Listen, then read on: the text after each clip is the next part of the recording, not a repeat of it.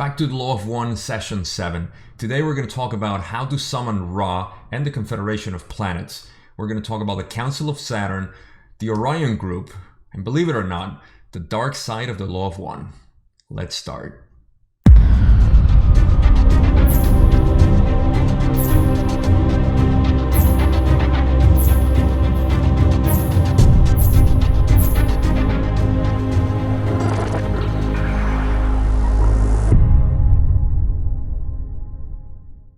This session starts with a series of questions and answers that have to do with the Confederation of Planets and how they offer their services.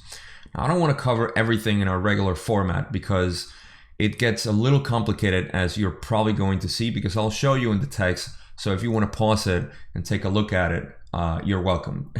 But basically what this part is saying is that they depend on the amount of people that are calling. So a group of people in a civilization calling for the Law of One, say, it depends on how attuned they are with the Law of One and in the totality of the people there. Down here, they get into the sort of mathematical formula that they have, which is a sequential square. And even that is not really a good indication because it's an approximate. It depends on the people who are not totally unified in their calling, which means maybe the faith that they have. It's hard to understand, but all that we can take out from here is that it depends on the amount of people that want to call for service, basically. And the last part that I have highlighted here before I actually get into the first question is Don asks, how many entities are at present are calling from planet Earth for your services? And this, remember, is 1981.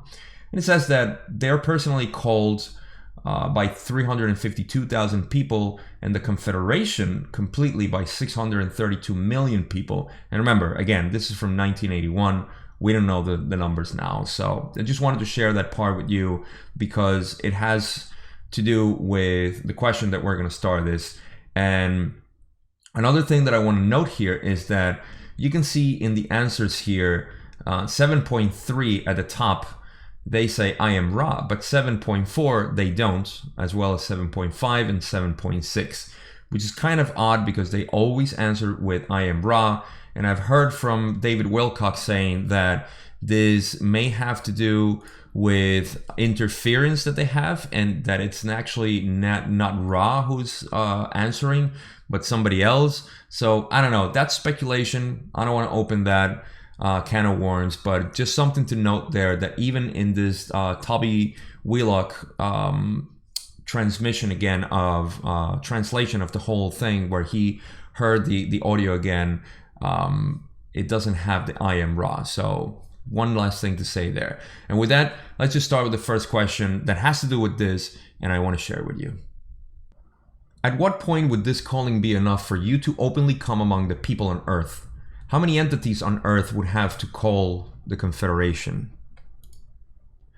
Ra says, we do not calculate the possibility of coming among your peoples by the numbers of calling, but by a consensus among an entire societal memory complex which has become aware of the infinite consciousness of all things. This has been possible among your peoples only in isolated instances. In the case wherein a social memory complex, which is servant of the Creator, sees the situation and has an idea for the appropriate aid, which can only be done among your peoples, the social memory complex desiring this project lays it before the Council of Saturn. If it is approved, quarantine is lifted. So quarantine is something that they created in, I think, the 50s, because the question as is asked was 30 years ago, so it's 81, around the 50s. And I can speculate a couple of things about the quarantine that was established. And they'll talk about this, I think, a little bit more in the slides that I have. But basically what they're saying here is that the people making the calling, so say us as a civilization, when they say that they have done in the past, is like the Mayans, I believe, and the Egyptians, were the ones that were able to call unanimously in their belief system for aid by the Confederation of Planets, and they received it.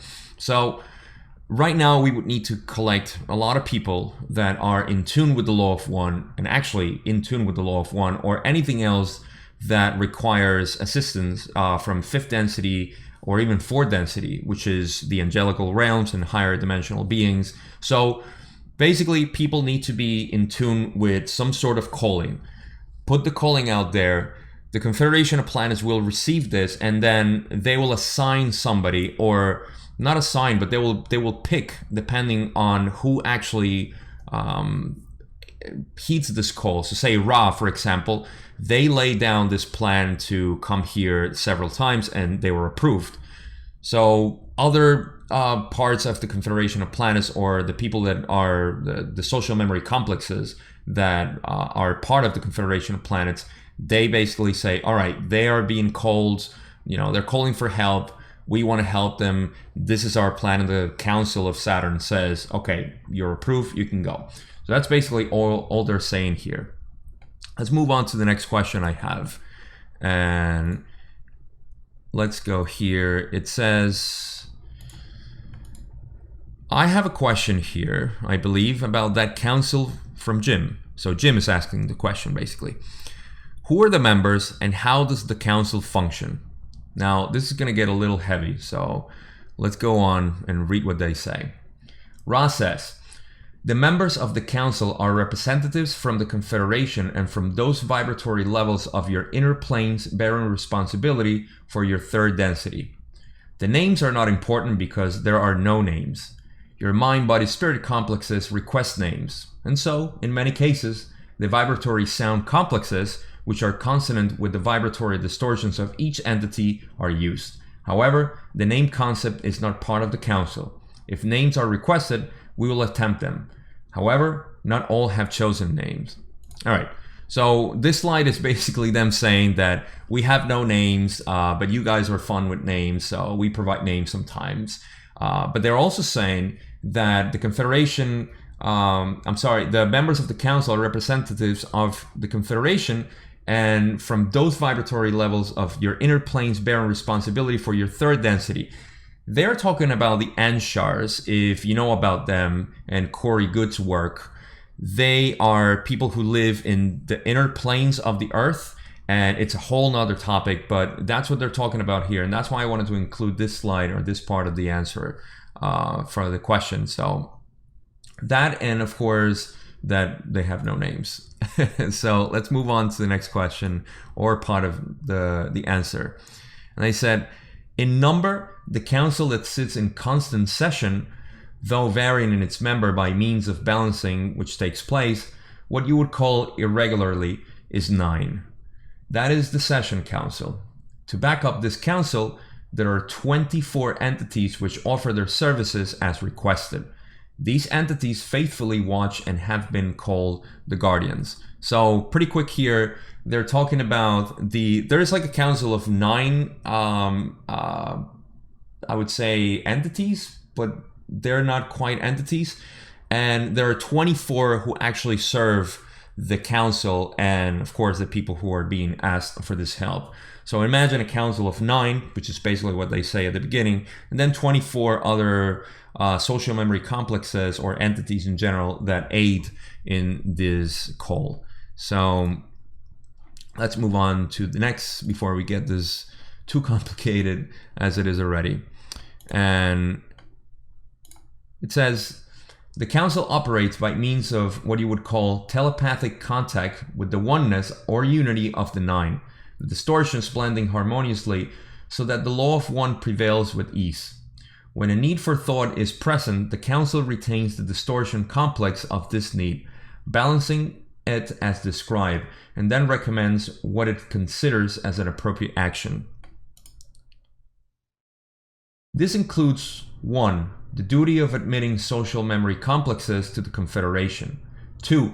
Offering aid to those who are unsure how to aid the social memory complex requesting aid in a way consonant with both the call, the law, and the number of those calling, that is to say, sometimes the resistance of the call.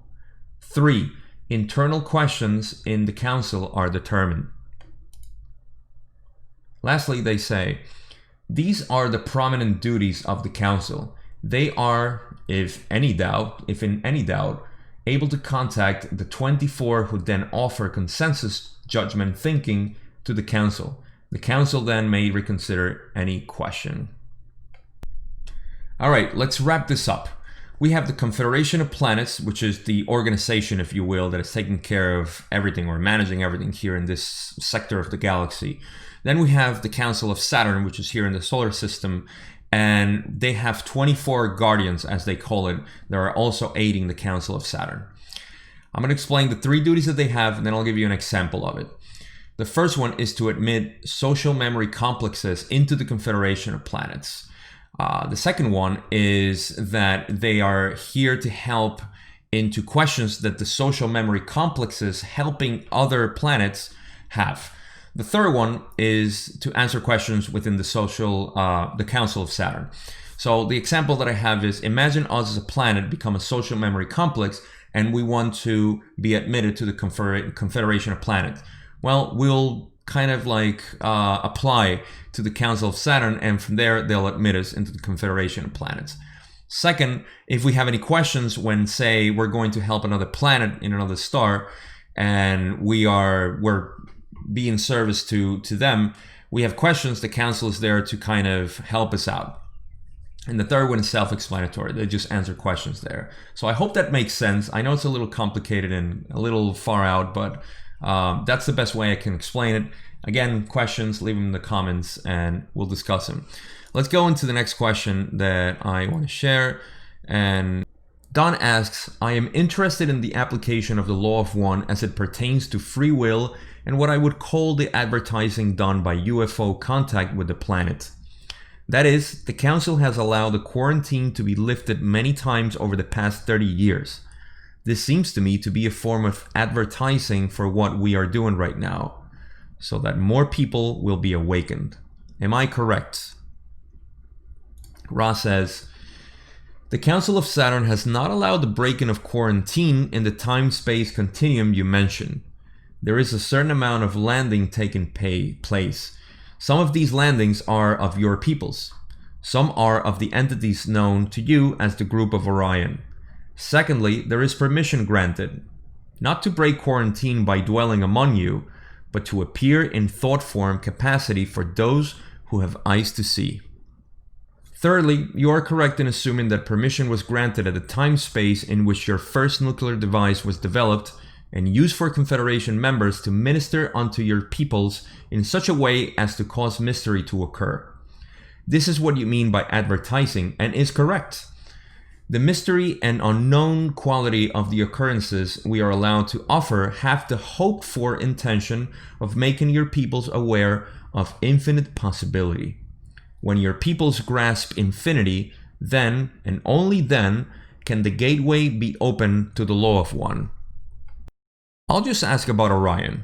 You mentioned Orion as a source of some of the contacts of UFOs. Can you tell me something of that contact, its purpose? To this, Ross says, consider, if you will, a simple example of intentions which are bad good. This example is Adolf. This is your vibratory sound complex. The intention is to presumably unify by choosing the distortion complex called elite from a social memory complex, and then enslaving, by various effects, those who are seen as the distortion of non-elite. There is then the concept of taking the social memory complex thus weeded and adding it to a distortion thought of by the so-called Orion Group as an empire. The problem facing them is that they face a great deal of random energy release by the concept of separation. This causes them to be vulnerable as the distortions amongst their own members are not harmonized. Okay, so let's try to dissect this a little bit, because they're talking about the Orion Group and they're also given the example of Hitler, basically. And, well, basically, no, literally. That's what they mean by Adolf. And they're talking about the creation of an elite to enslave those who are non-elite, which is what happened in Nazi Germany. And as they do this, they explain that for the Orion Group, the Orion Group is basically the negative group that is in this part of the galaxy. And there are others, of course, but those are the ones that we're dealing with. Here is where allegedly comes the Draco reptilians, some of the Greys, and other entities that are well known to be negative to our own humanity. And they have been manipulating the structure and the powers that we have here on Earth, humanity in general, for thousands of years. So they're talking about the Orion Group in this way, and they're explaining a couple of things that are kind of interesting to me, which is that for them to become more polarized, basically, they have to become a lot more disoriented into their own harmonies, and they become a lot more vulnerable to their own distortions. So it's kind of like a risky path to take, but some people take it. So I hope this explains a little bit what they say here, because all they're saying is about the Orion Group and what they're doing here, and they give that example. So let's move on to the other question and keep talking about the Orion Group, of course. So here he says, what is the density of the Orion Group? This is important. Let's go. Like the Confederation, the densities of the mass consciousness which comprise that group are varied. There are a very few third density, a large number of fourth density, a similarly large number of fifth density, and very few sixth density entities comprising this organization. Their numbers are perhaps 1/10 hours at any point in the space-time continuum, as the problem of spiritual entropy causes them to experience constant disintegration of their social memory complexes. Okay, before moving forward, let's analyze this a little bit. So what they're saying is that the densities that the Orion Group have are varied, just like third, fourth, fifth, and sixth density. One thing to note here, and that's why there's a star next to fifth density, is that I believe it's in session 46, they explain something different about the amount of groups that exist in the different densities. So this is open to speculation if there are that many fifth density in the Orion Group, but that's what they're saying here. They're talking about the densities that are involved in the Orion Group. And their numbers are tiny, like 1/10, 10% of what Ra and the others, the Confederation of Planets, and basically service to self. From now on, whenever we talk about the Orion Group, is the service to self and the service to others. Orion Group is service to self, and Ra and the rest in the Confederation of Planets are service to others. So that's what they're talking about here, that they outnumber them. And the reason why this happens is because they need to be very disharmonized with their own spiritual path to become that polarized towards the negative. And that's what they mean here. So let's go on to the next slide.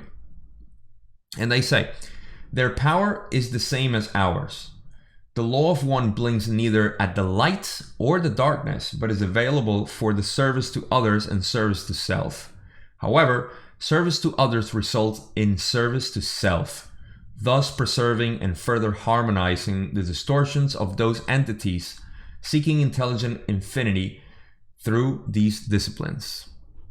Let me pause here and say one comment, which I think is important, and is that when they say that their power is the same as them, is because they're seeking the same outcome. I know here on Earth we are kind of like enamored with this idea that good or bad, good and evil, positive and negative. But the law of one, like they say here, and this is where the darkness of the law of one can come in, from our perception, is that it serves both.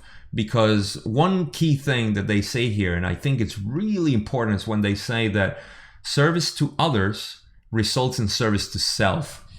And that thus preserving and further harmonizing the distortions of those entities seeking intelligent infinity through these disciplines. So we actually get like a double, because service to others is also helping ourselves. And service to self is just service to ourselves. So very important thing to note here. And with that, let's keep going with what Ross says, because this answer is pretty long and we have a lot to cover. So, all right. Those seeking intelligent infinity through the use of service to self create the same amount of power, but, as we said, have constant difficulty because of the concept of separation, which is implicit in the manifestations of the service to self, which involve power over others. This weakens and eventually disintegrates the energy collected by such mind-body-spirit complexes who call the Orion Group, and the social memory complexes which comprise the Orion Group. Basically everything I said before. Let's go on. It should be noted, carefully pondered, and accepted that the law of one is available to any social memory complex which has decided to strive together for any seeking of purpose, be it service to others or service to self. The laws, which are the primal distortions of the law of one, then are placed into operation, and the illusion of space-time is used as a medium for the development of the results of those choices freely made. Thus, all entities learn, no matter what they seek, all learn the same, some rapidly, some slow. Okay, so this is the part where I say that the law of one has its own darkness. But it actually is the fact that it's a universal law that just helps anybody who is seeking together the law of one. And it's a path, so polarities just simply decide which way you take. They do point out a lot that the negative path or the service to self path is kind of like self-destructing in its own way because of the separation that it creates. But it is accessible. So again, I wanted to make this point here because I don't want the law of one to be confused as some sacred thing and that is all, divine and everything. It's explaining the crude reality of this universe and how things work. But it also brings up in a very vivid way how we can decide to live our lives and our spiritual growth. So in the same way, it also brings a lot of light into understanding what we call evil in this universe. It's needed. It's part of it. And the law of one serves both. Remember that the law of one is not the last law of this universe. We still have the law of eternity, but we haven't gotten yet there. So I just wanted to point that out, that the law of one, like I said, is just a simple law of the universe, and it aids both polarities, positive and negative, service to self and service to others. Let's move on to the next question. Using as an example a fifth density group or social memory complex of the Orion Group, what was their previous density before they became fifth density? The progress through densities is sequential. A fifth density social memory complex would be comprised of mind-body-spirit complexes harvested from fourth density. Then the conglomerate or mass mind-body-spirit complex does its melding, and the results are due to the infinitely various possibilities of combination of distortions. Okay, so Don is asking, how does a fifth density social memory complex like the Orion Group or people in the Orion Group becomes fifth density? Where do they come from? And Ross simply says that they come from fourth density. Simple as that. So it's sequential. If they started here, so I'll give you an example. The elite people here in our planet, which are causing the government that we know and everything, the deep state and everything else that we know as the rabbit hole, they are the ones seeking right now the law of one through the what we would call evil here and all the atrocities that they're causing. So that's why they say that they have their own way of achieving this. And if they are successful, they will graduate into fourth density as a service to self entity. Now they need to grab a lot of people to become fourth density and become a group over there, and then do the same thing as they're doing here in fourth density so they can get into fifth density. So they're basically seeking the same hierarchical climb, if you will, but service to self, whereas us, at least I am, going into service to others. So it's a positive climb, if you will, too. But they're also going into four densities. So if you think you're going to be all happy in fourth density, I don't know if that's good or bad news for you, but you have to get used to the fact that there's going to be negative entities there. So I didn't say this is all part of it. Let's go to the next question where Don keeps asking, about the understanding of this process. And he asks, I'm trying to understand how a group such as the Orion Group would progress. I was of the opinion that a closer understanding of the law of one created the condition of acceptability, moving, say, from our third density to the fourth in our transition now. And I'm trying to understand how it would be possible if you were in the Orion Group and pointed towards self-service. How would you progress, say, from the third density to the fourth? What learning would be necessary for that? All right, we're going to get into a long answer here, but I want to go with you. So let's go into the first part. Ross says, you will recall that we went into some detail as to how those not oriented towards seeking service to others, yet nevertheless found and could use the gateway to intelligent infinity. This is true at all densities in our octave. We cannot speak for those above us, as you would say, in the next quantum or octave of beingness. So, big pause here. Don is asking, how do they actually achieve this? How does a 4-density negative, let's call them negative for now, how does the negative social memory complex achieves the 5th density? And to this, Ross says, is the same way as they explained previously, that those who are service to self, they don't need to activate their heart chakra or their throat chakra. They go from potentiating really, really hard their yellow, especially the yellow one, and the orange and the root chakra too. But the yellow one, which is the social interaction that we have here, they manipulate a lot. So we can go into a long detailed explanation of this, but basically that's what they're saying. They potentiate their 3 lower chakras or energy centers, and with that they gain access to intelligent infinity, as they're saying here. And this is true for all densities. They do this here in 3rd density, they do it in 4th and in 5th. They don't have to go through the heart chakra. They never need to activate that to keep progressing. So keep that in mind, and let's move on. So the next part of the answer is, this is, however, true of this octave of densities. The beings are harvested because they can see and enjoy the light love of the appropriate density. Those who have found this light love light, without benefit of a desire of service, nevertheless, by the law of free will, have the right to the use of that light. Oh, this gets confusing. Of the light love for whatever purpose. I'm going to go with it.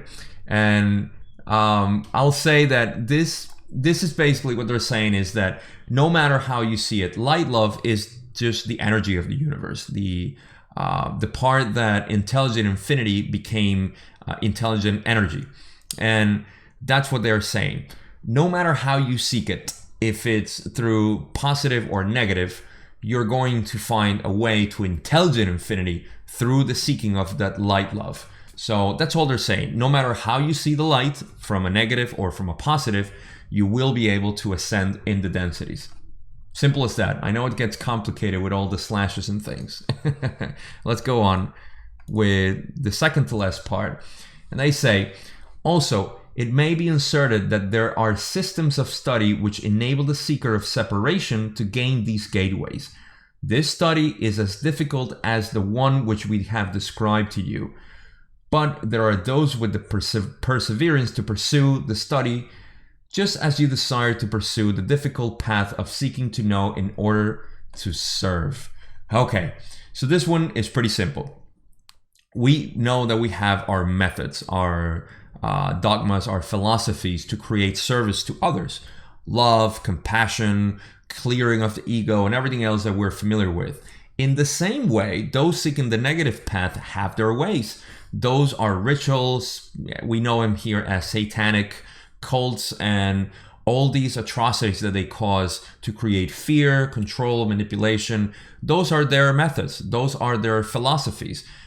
If you were at all familiar with the Luciferian agenda, you would know this a little bit, and how they seek the light with their own I would say, tools, just like we have our own. So that's all they're saying here, that it's the same level of, or actually a little bit harder, to be honest, but it's a difficult path. It's not an easy one. So that's, I didn't write this up. I know this sounds terrible, but I told you this is the dark side of the law of one.